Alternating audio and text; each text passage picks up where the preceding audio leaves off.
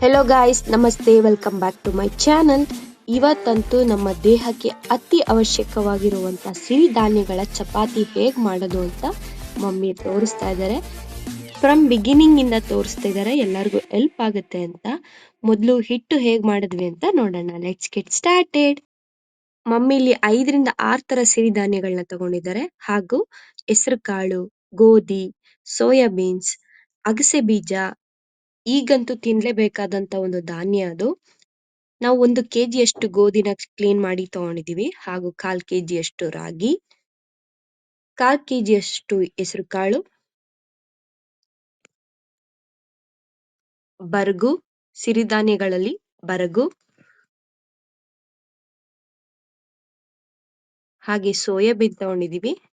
ಎಲ್ಲಾನು 1/4 kg ಅಷ್ಟು ತಗೊಂಡಿದೀವಿ. ಹಾಗೆ ಇನ್ನುಳಿದ ಸಿರಿಧಾನ್ಯಗಳಲ್ಲಿ ಕೊರಲೆ ಅಂತ ಏನ್ ಹೇಳ್ತೀವಲ್ಲ ಅದು, ಊದಲು, ನವಣೆ, ಸಾಮೆ, ಸಜ್ಜೆ, ಹರಕ ಇಷ್ಟನ್ನು ತಗೊಂಡಿದೀವಿ. ಈಗಂತೂ ಸುಲಭವಾಗಿ ಸೂಪರ್ ಮಾರ್ಕೆಟ್ ಅಲ್ಲಿ, ದಿನಸಿ ಅಂಗಡಿಗಳಲ್ಲಿ ಸಿರಿಧಾನ್ಯಗಳು ಸಿಗುತ್ತೆ. ಪರ್ಟಿಕ್ಯುಲರ್ ಆಗಿ ಆ ಹೆಸರುಗಳನ್ನ ಹೇಳ್ಬೇಕು ಅಂತ ಏನಿಲ್ಲ. ಸಿರಿಧಾನ್ಯಗಳು ಕೊಡಿ ಅಂತ ಕೇಳಿದ್ರೆ ಖಂಡಿತ ಕೊಡ್ತಾರೆ. ಇದರಲ್ಲಿ ನೀವು ಜೋಳನು ಕೂಡ ಆಡ್ ಮಾಡ್ಕೋಬಹುದು. ರಾಗಿ ಅಂತೆ ಜೋಳನು ಕೂಡ ಒಂದು ಸಿರಿಧಾನ್ಯ. ನಾವು ಈ ಮಿಲೆಟ್ಸ್ ಅಥವಾ ಮಲ್ಟಿಗ್ರೇನ್ ಚಪಾತಿ ಹಿಟ್ಟಿಗೆ ಗೋಧಿ, ಸೋಯಾಬೀನ್ಸ್, ಸಿರಿಧಾನ್ಯಗಳು, ಅಗಸೆ ಬೀಜ, ರಾಗಿ, ಹೆಸರು ಕಾಳು ಇಷ್ಟನ್ನು ತಗೊಂಡಿದೀವಿ. ಒಂದ್ಸಲ ಎಲ್ಲಾನು ನೀಟಾಗಿ ಮಿಕ್ಸ್ ಮಾಡ್ಕೊಳ್ಳೋಣ.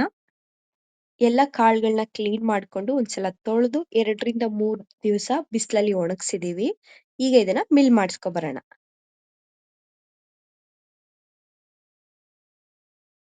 ಮಿಲ್ ಮಾಡಿಸ್ಕೊ ಬಂದಿದ್ದಾಗಿದೆ ಗೈಸ್. ಪೌಡರ್ ರೆಡಿ ಆಗಿದೆ.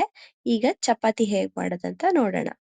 ಒಂದು ಮಿಕ್ಸಿಂಗ್ ಬೌಲ್ಗೆ 2ರಿಂದ 3 ಕಪ್ನಷ್ಟು ಹಿಟ್ಟನ್ನ ಹಾಕೊಂಡಿದ್ದಾರೆ. ಅದಕ್ಕೆ ರುಚಿಗೆ ತಕ್ಕಷ್ಟು ಉಪ್ಪು ಹಾಕಿ ಒಂದ್ಸಲ ಹಾಗೆ ಮಿಕ್ಸ್ ಮಾಡ್ಕೊಂಡು ಸ್ವಲ್ಪನೇ ನೀರ್ ಹಾಕಿ ಕಲ್ಸ್ಕೊಳ್ಳಿ. ನಾರ್ಮಲ್ ಆಗಿ ಚಪಾತಿ ಹಿಟ್ಟನ್ನ ಹೇಗೆ ಕಲಿಸ್ತೀವಿ ಹಾಗೆ ಕಲ್ಸ್ಕೋಬೇಕು. ದಿನನಿತ್ಯದ ನಿಮ್ಮ ಆಹಾರದಲ್ಲಿ ಸೊಪ್ಪು, ಕಾಳು, ತರಕಾರಿ, ಹಣ್ಣು ಇದನ್ನೆಲ್ಲ ಬಳಸಿ. ಅಗಸೆ ಬೀಜ, ಸಿರಿಧಾನ್ಯಗಳು ಇದನ್ನೆಲ್ಲ ದಿನನಿತ್ಯ ಬಳಸಿ ಅಂತ ಹೇಳ್ತೀನಿ.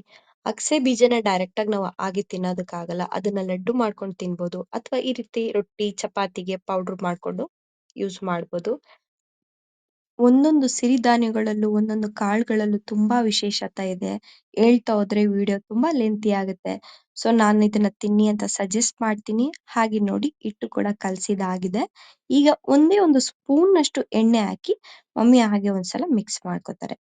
ಇಲ್ಲಾಂದ್ರೆ ತುಪ್ಪನಾದ್ರೂ ಕೂಡ ಹಾಕೊಂಡು ಈ ರೀತಿ ಮಾಡ್ಕೋಬಹುದು, ಜಸ್ಟ್ ಸಾಫ್ಟ್ನೆಸ್ಗೋಸ್ಕರ. ಈಗ ಚಪಾತಿ ಹಿಟ್ಟನ್ನ ಲಟ್ಟಿಸ್ಕೊಂಡು ಬೇಯಿಸ್ಕೊಳ್ಳೋಣ. ಮಮ್ಮಿ ಕಲಸಿ 10 ನಿಮಿಷ ಹಾಗೆ ಎತ್ತಿಟ್ಟಿದ್ರು. ಈಗ ಇನ್ನೊಂದ್ಸಲ ಚೆನ್ನಾಗಿ ನಾದ್ಕೋತಾ ಇದ್ದಾರೆ. ನಾವು ಕೈಯಲ್ಲಿ ಎಷ್ಟು ಚೆನ್ನಾಗಿ ನಾದ್ಕೋತೀವೋ ಅಷ್ಟು ಸಾಫ್ಟ್ ಆಗಿ ಚಪಾತಿ ಬರುತ್ತೆ.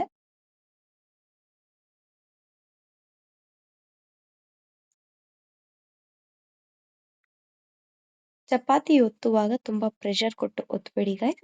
ಸಾಫ್ಟ್ ಆಗಿ ನಿಧಾನವಾಗಿ ಒತ್ತಿ, ಚೆನ್ನಾಗಿ ಬರುತ್ತೆ.